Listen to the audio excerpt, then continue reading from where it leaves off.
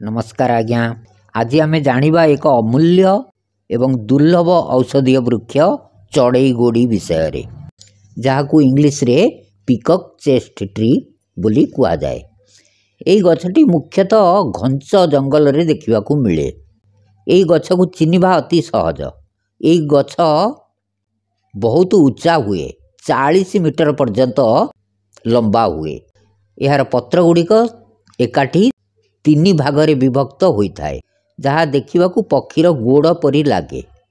यार काठ खूब शक्त एवं फूल गुड़िक धड़ा बा अल्प बैगणी रंगर होता है।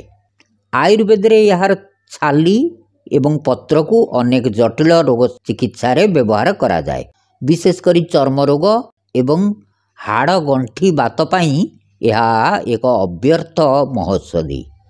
यह बातनाशक, शोथनाशक, फूला दरज कम करे, वेदनानाशक, जंत्रणा उपशम करे, ज्वरनाशक, जीवाणुनाशक गुण थाए। चढ़ईगोड़ी गछर विभिन्न अंश आगे देइथिबा रोग गुड़िकर उपचार पाई व्यवहृत हुए। गंठी बात, गंठी फूला दरज पाई यार पत्र को गरम करी गंठी बांधिले किंबा पत्र रस मालिश कले जंत्रणा कम हुए। चर्म रोग पाई चर्म रोग, एक्जिमा, सोराइसिस, जादू, काछु, कुंडिया इत्यादि पाई चढ़ईगोड़िया पत्र रस बा छेली को पानी रे सिजाई चर्म को धोईदेले चर्म उपरे लगाइले चर्म रोग ठीक हुए एवं घा सुखी जाए।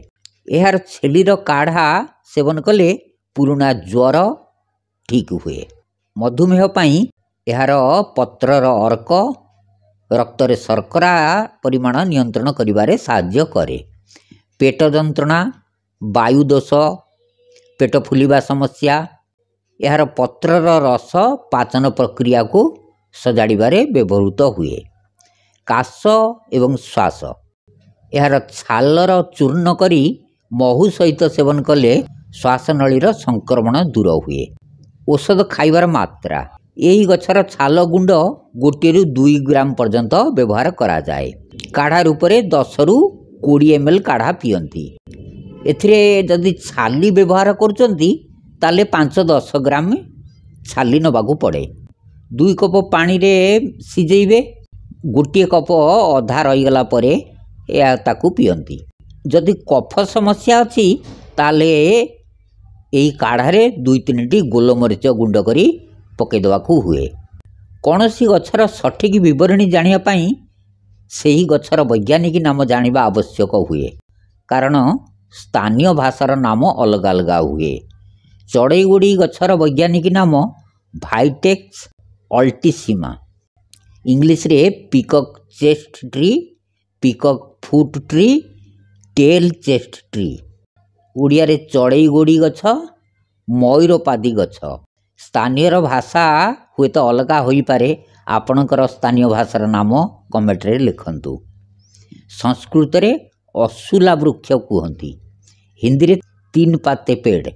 गुरुत्वपूर्ण सूचना, आयुर्वेद रे प्रत्येक व्यक्तिर शरीरर प्रकृति बात पित्त कफ अलग अलग होता है।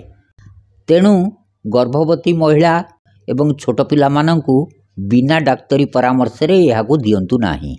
जदि आपण कौनसी दीर्घकालीन रोग पाई पूर्वरु कौनसी औषध सेवन करुचंती तेबे यही काढ़ा पीवा पूर्वरु आपणकर डाक्तर सहित परामर्श निश्चय करंतु।